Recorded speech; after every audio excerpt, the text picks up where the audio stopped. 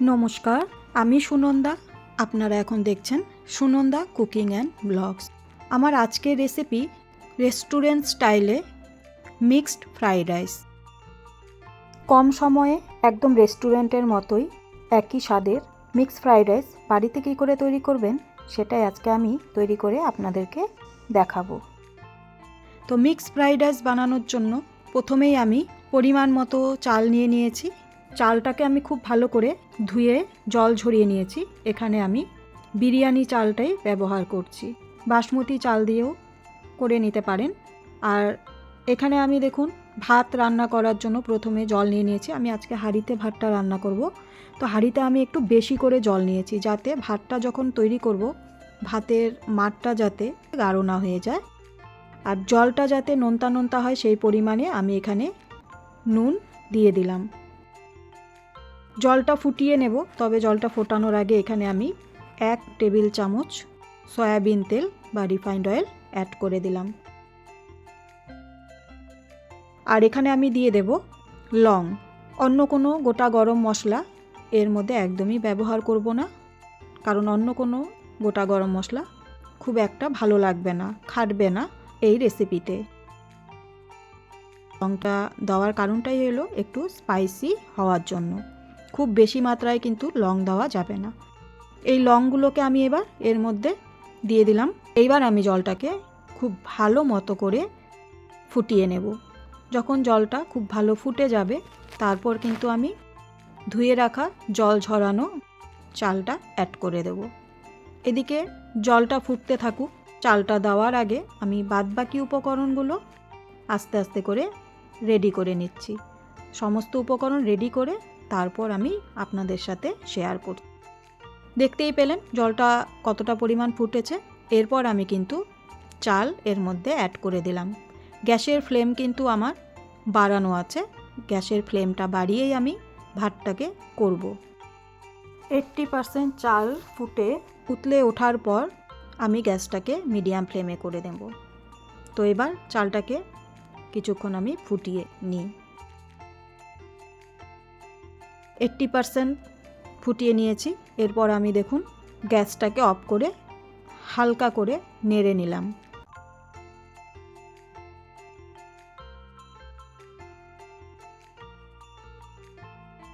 ভাতের ফ্যানটা আমি ঝরাতে দিয়েছি। এর মধ্যে আমি দেখিয়ে দিচ্ছি বাকি উপকরণগুলো। এখানে আমি চৌকোভাবে গাজর কেটে নিয়েছি,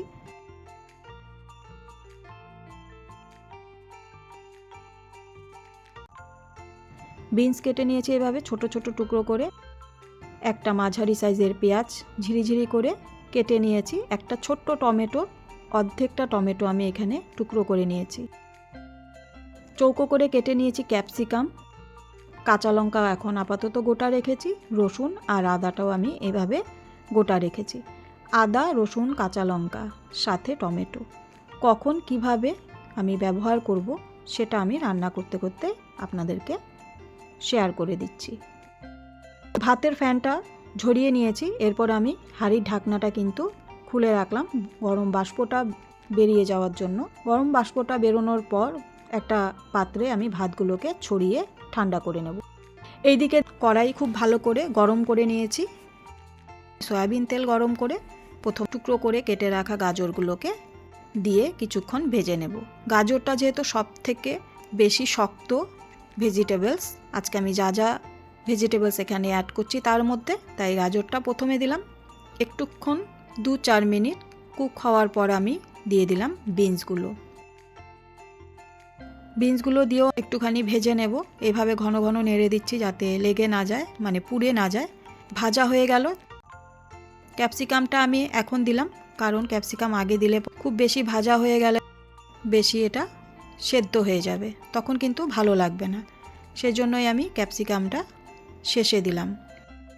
খুব ভালো করে ভেজে নিয়ে নামিয়ে নিলাম। এইবার দেখুন এখানে মাটনের কিমা নিয়েছি, মিক্সড ফ্রাইড রাইস, তো চিকেন, মাটন আর কি আমি অ্যাড করছি সবই আস্তে আস্তে দেখাচ্ছি। আর এই যে দেখুন রসুন, আগেই বলেছিলাম কিভাবে ব্যবহার করব সেটা আপনাদের সাথে তখনই শেয়ার করব। তাই এই দেখুন এখন আমি এইভাবে টুকরো করে কিছুটা আমি মাটনের মধ্যে দিয়েছি।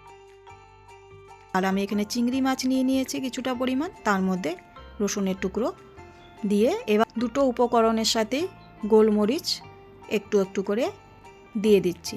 গোলমরিচের পরিমাণটা বুঝে দিতে হবে, যেহেতু আমি দুটোতেই একটু একটু করে দেব, যাতে খুব বেশি ঝাল না হয়ে যায় সেজন্য কিন্তু বুঝে দিতে হবে। সয়া সস একটুখানি করে দুটোর মধ্যেই অ্যাড করে দিচ্ছি। চিংড়ির মধ্যে একটুখানি চিলি সয়া সস দিলাম, কিন্তু মাটনে আমি চিলি সয়া সস দেব না। এবার খুব ভালো করে মিশিয়ে নিয়ে সমস্ত যে ভাজার উপকরণগুলো নামিয়ে রেখেছিলাম, গাজর বিনস ভাজা, সেই তেলেই চিংড়ি মাছটা দিয়ে ভেজে নেব। চিংড়ি মাছটা ওইভাবে ঘন ঘন নেড়ে ভেজে নিচ্ছি, যাতে খুব বেশি ভাজা না হয়ে যায়, কারণ খুব বেশি ভাজা হলে একটু রাবারের মতন শক্ত হয়ে যাবে, সেটা ভালো লাগবে না। তো চিংড়ি মাছটা মোটামুটি যখন ভাজা হয়ে যাবে, এখন মাটনের যে কিমাটা সেটাকে আমি সয়া সসের সাথে মাখিয়ে রেখেছিলাম সেটা দিয়ে আবার ভেজে নেব।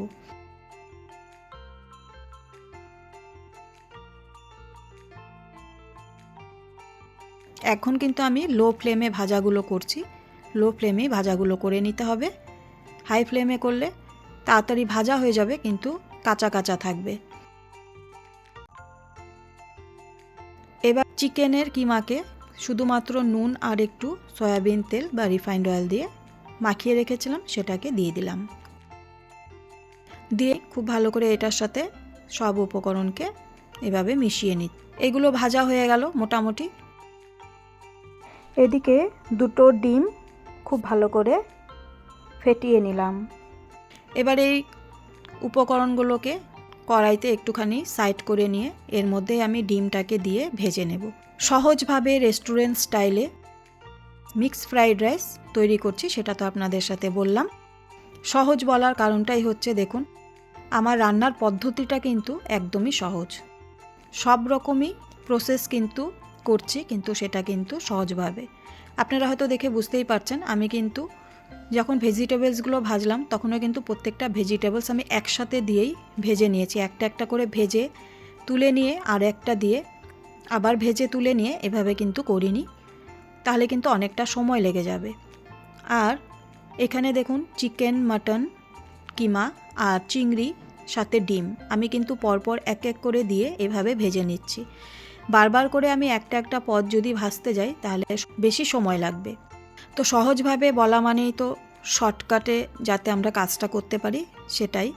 তো খুব সহজভাবে তাড়াতাড়ি আজকে আমি তৈরি করে নিচ্ছি সুস্বাদু একদম রেসিপি, সেটাই আপনাদের সাথে শেয়ার করে নিলাম। এদিকে আমি সমস্ত চিকেন, মাটন, চিংড়ি, ডিম ভেজে নিয়ে তেল থেকে ছেঁকে তুলে নিয়েছি। এবার ওই তেলেই পেঁয়াজ কুচি, টমেটো টুকরো, গ্রেট করা আদা ভেজে নিচ্ছি। কড়া করে ভাজবো না, তবে হালকা ব্রাউন করে ভেজে নেব। টমেটোটা আমি এখন দিলাম, কারণ এরপর কিন্তু হালকা করে ভাজার পর আমি ভেজিটেবলস আর চিকেন মাটনের কিমাটাও দিয়ে এর মধ্যে মেশাবো, তো টমেটো তখন এদের সাথেই মিশে যাবে। খুব বেশি টমেটো কিন্তু দেওয়া যাবে না, তাহলে টক ভাবটা চলে আসবে। এটা শুধুমাত্র আমি এই দেখুন এগুলোর সাথে যাতে স্বাদটা ব্যালেন্সটা ভালো আসে সেই জন্যই আমি এটুকু টমেটো দিলাম। আর সামান্য একটু নুনের ব্যবহার করলাম, কারণ এখানে একটু নুনের প্রয়োজন আছে। আপনারা হয়তো দেখে বুঝতেই পেরেছেন, আমি যখন সবজিগুলো ভেজেছি তখন কিন্তু নুন অ্যাড করিনি, কারণ আমি প্রথমেই ভাত তৈরি করার সময় জলের মধ্যে নুন দিয়েছিলাম অনেকটা পরিমাণ, আর সয়া সস ব্যবহার করেছিলাম। সয়া সস ব্যবহার করলে তো একটু নোনতা ভাব থাকে, সেটা আমরা সবাই জানি। তাই খুব বেশি নুনের ব্যবহার কিন্তু একবারেই করা যাবে না। যদি নুনের প্রয়োজন হয় সেক্ষেত্রে পরে দেওয়া হবে, সেই জন্য আমি নুনটা বারবার করে কম কম করেই ব্যবহার করছি। এবার দেখুন সমস্ত কিছু মেশানোর পর তো আমি এখানে প্রথমে 1 ভাগ ভাত এখানে অ্যাড করে খুব ভালো করে মিশিয়ে নিয়েছি। তারপর আবার 1 ভাগ ভাত দিয়ে দেব একটু চিনি। এখানে খুব বেশি চিনি ব্যবহার করা যাবে না, যেহেতু মিক্সড ফ্রাইড রাইস, সুতরাং এটা একটু স্পাইসি টাইপের হবে। নুন, ঝাল আর সামান্য মিষ্টির ব্যালেন্সটা যাতে ঠিকঠাক থাকে সেইভাবে কিন্তু চিনিটা অ্যাড করতে হবে। খুব বেশি মিষ্টি হয়ে গেলে খেতে কিন্তু ভালো লাগবে না। তো এরপর আমি দেখুন এখানে ধনেপাতা কুচিয়ে রেখেছি,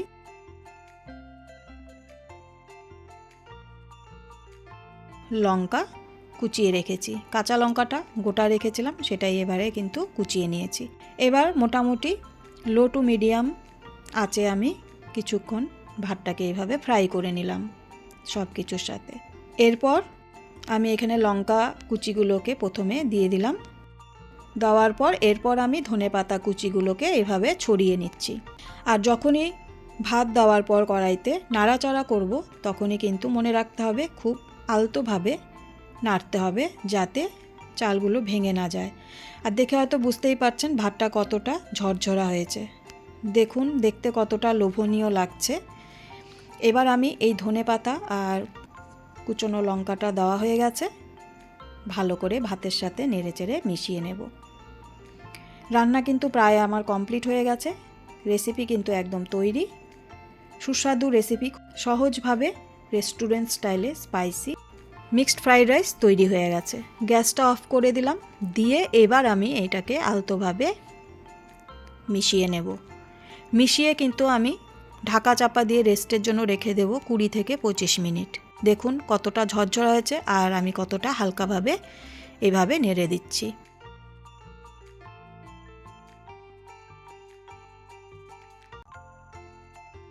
নেড়ে নিয়ে এবার আমি ঢেকে দেব। গ্যাসের চুলা তো অফ করাই হয়ে গেছে।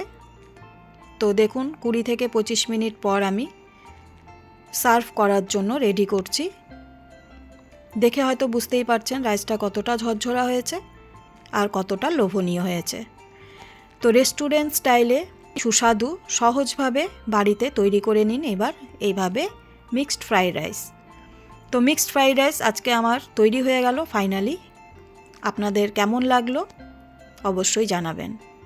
এই পদ্ধতিতে অবশ্যই একবার বাড়িতে তৈরি করে দেখবেন। আশা করছি খুব সহজভাবে কম সময়ে খুব সুস্বাদুভাবেই তৈরি করে নিতে পারবেন। যদি আজকের রেসিপি আপনাদের ভালো লেগে থাকে লাইক কমেন্ট শেয়ার করে দেবেন। যারা আজকে আমার চ্যানেলে প্রথম ভিজিট করছেন, রেসিপিটি আজকে প্রথম দেখছেন, তাদের কাছে ছোট্ট একটি অনুরোধ করব, ভালো লাগলে চ্যানেলটিকে একটু সাবস্ক্রাইব করে পাশে থাকবেন।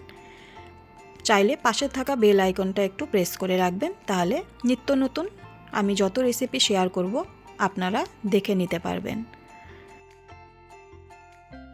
আবার আপনাদের সাথে দেখা হবে আরেকটি কোনো নতুন রেসিপির সাথে খুব তাড়াতাড়ি। ততক্ষণের জন্য সবাই ভালো থাকুন, সুস্থ থাকুন, সাবধানে থাকুন। সম্পূর্ণ ভিডিওটি পাশে থেকে দেখার জন্য সকলকে জানাচ্ছি অসংখ্য ধন্যবাদ।